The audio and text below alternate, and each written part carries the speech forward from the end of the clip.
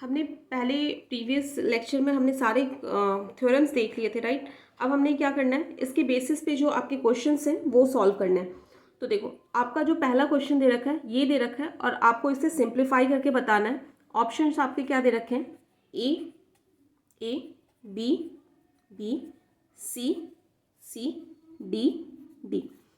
तो आप लोग वीडियो को पॉज करके ये क्वेश्चन सॉल्व करो, उसके बाद अपना आंसर आप मैच करना, राइट। तो देखो, आपको जब सॉल्व करना है इसे क्या करोगे, सिंपली आप मल्टीप्लाई कर लो, क्या हो जाएगा, B C bar A B bar plus B C bar C D bar. Simply multiplication जैसे आप मैथ्स में करते हो, पहले इन दोनों ये टर्म को दोनों से मल्टीप्लाई करना, फिर इस टर्म को दोनों से मल्टीप्लाई करना, फिर क्या हो जाएगा, A bar D A B bar plus A bar D C D bar, right. यहाँ तक सबने कर लिया होगा। उसके बाद देखो, मैं कुछ इस टर्म को मैनेज कर देती हूँ ताकि आपको समझने में दिक्कत ना हो।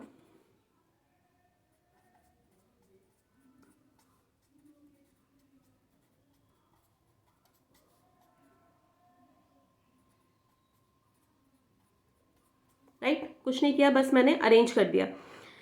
अब याद करो, आपने जब एंड ऑपरेशन पढ़ा था, आपने क्या पढ़ा था, a इंटू ए बार क्या होता है आपका, जीरो होता है। क्यों, क्योंकि जब a की वैल्यू को आप जीरो लोगे तो क्या हो जाएगा, a जीरो का बार क्या हो जाएगा, जीरो इंटू वन क्या हो जाएगा, जीरो। अगर वन भी लोगे तो क्या होगा, वन इंटू वन का बार भी क्या हो जाएगा आपका, जीरो, क्योंकि ये वाली टर्म क्या हो जाएगी, वन इंटू जीरो क्या होगा आपका, जीरो ही होता है, राइट। तो आपने ये थ्योरम ये आपने पढ़ा था, a इंटू ए बार क्या होता है, इसकी वैल्यू जीरो होती है, तो b इंटू बी बार क्या हो जाएगा, zero, zero into something zero ही होगा। अगेन यहाँ पे भी देखो, क्या आपका b into C bar C into D D bar, तो c into C bar again आपका क्या हो जाएगा, जीरो, तो ये टर्म पूरी क्या हो जाएगी, zero. Again a into A bar क्या हो जाएगा, जीरो, तो ये भी टर्म क्या हो जाएगी, जीरो।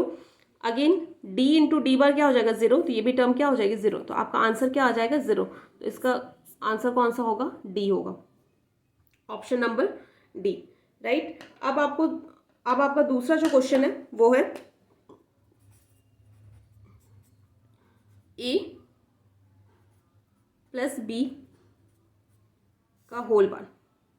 अब आपको इसे सॉल्व करके बताना है और चार ऑप्शंस दे रखे हैं, a plus B bar C, second आपके पास है a bar plus B bar C bar, third आपके पास है a bar B bar C बार, और फोर्थ आपके पास है a bar B bar plus C bar. तो आपको इसका आंसर बताना है क्या होगा, राइट। तो आपको देखो, इसे सॉल्व करने का तरीका क्या है, जैसे ही आप ना ऊपर में बार देखते हो, तो सबसे पहले कौन सा थ्योरम आपके माइंड में स्ट्राइक करना चाहिए, D Morgan's theorem, right. D Morgan's theorem आपके माइंड में स्ट्राइक करना चाहिए। यहाँ पे क्या आपका डॉट है, ठीक है। डी मॉर्गन्स थ्योरम क्या कहते हैं, तो इसे कोई आप एक टर्म मान लो, ठीक है, ये पूरा एक टर्म मान लो, बाद में से सिंप्लीफाई करेंगे, और ये आपका क्या है, दूसरा टर्म है, राइट। तो दोनों के बीच में क्या हो रहा है, आपका प्रोडक्ट है। तो डी मॉर्गन थ्योरम क्या कहता है कि अगर a इंटू बी का होल प्रोडक्ट है, सॉरी होल बार है, तो आप क्या कर सकते हो, a बार प्लस b बार में इसे कन्वर्ट कर सकते हो। मतलब दोनों का क्या करना है, कॉम्प्लीमेंट लेना है, और ये जो डॉट है किस में चेंज हो जाएगा, प्लस में चेंज हो जाता है, राइट। ये पढ़ा था आपने, तो क्या करोगे, यहाँ पे देखो, तो ये क्या हो जाएगा, a बार, और ये जो डॉट है किस में कन्वर्ट हो जाएगा, प्लस में, और ये क्या हो जाएगा, a b प्लस सी का होल बार। यहाँ तक ठीक है। अब देखो,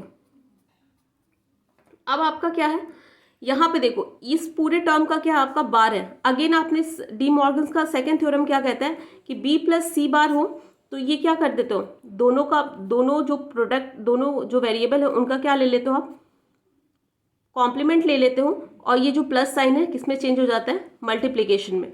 तो क्या करोगे, b बार सी बार, राइट। तो इससे कोई आपका ऑप्शन मैच कर रहा है, ऑप्शन नंबर सेकेंड, ठीक है।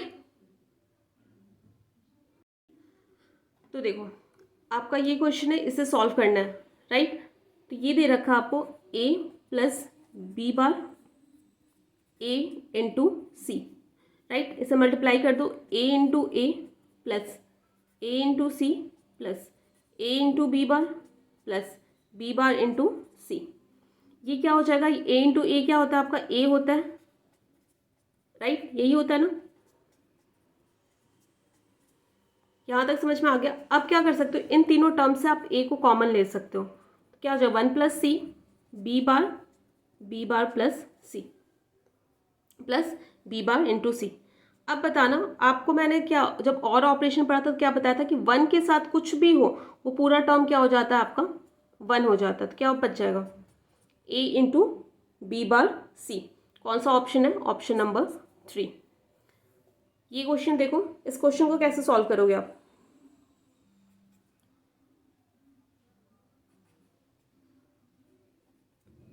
यहाँ पे देखो, यहाँ पे क्या आप इन दोनों टर्म को ध्यान से देखो, क्या यहाँ पे आप डिस्ट्रीब्यूटिव लॉ लगा सकते हो, या फिर चलो डिस्ट्रीब्यूटिव लॉ नहीं समझ में आएगा तो डायरेक्ट इसे सॉल्व करो। ए इंटू बी, यहाँ पे देखो ये दो टर्म के ऊपर क्या है आपका बार है, तो according to De Morgan's theorem आप क्या लिख सकते हो, A bar plus B bar into C into A. तो क्या हो जाएगा ए बी सी को मल्टीप्लाई कर दो, ए बार सी बी बार सी इंटू ए, राइट। अब क्या होगा, इन दोनों में आपको क्या कॉमन दिख रहा है, ए कॉमन दिख रहा है, कॉमन ले लो। 1 plus B plus A bar C plus B bar C, यहाँ तक हो गया। उसके बाद देखो ये क्या कर लोगे आप, ए plus A bar C plus B bar सी। अब फर्दर क्या आपका आप इसे सॉल्व कर सकते हो। तो यहाँ से देखो, यहाँ से कुछ कॉमन आ रहा है, सी कॉमन आ रहा है, लेकिन सी कॉमन लेके करोगे क्या, आपके पास क्या बचेगा ए बार प्लस बी बार, उससे कुछ फ़ायदा नहीं होगा। तो अगेन यहाँ पे आप क्या लगा सकते हो, डिस्ट्रीब्यूटिव लॉ लगा सकते हो। तो क्या हो जाएगा A plus A bar, right, into A plus C plus B bar C. A plus A bar क्या होता है आपका 1 होता है, क्या बचा A plus C plus B bar C. यहाँ से आप सी कॉमन ले सकते हो, तो A plus C 1 plus B bar. Again आपके 1 के साथ कुछ भी हो, कुछ भी एडेड हो, वो पूरा टर्म क्या हो जाता है आपका 1 ही हो जाता है। तो बचेगा क्या ए प्लस सी, राइट। तो इस तरीके से क्या होता है, आपके एग्जाम में क्वेश्चंस आते हैं, 4 ऑप्शंस दिए होते हैं और आपको सॉल्व करके बताना होता है कौन सा आंसर इसका सही होगा। तो इसके बेसिस पे और भी बहुत सारे क्वेश्चंस होंगे, देखेंगे हम लोग जो नेक्स्ट क्लास में, जो आप लोगों ने भी कुछ क्वेश्चंस भेजे हैं, ठीक है।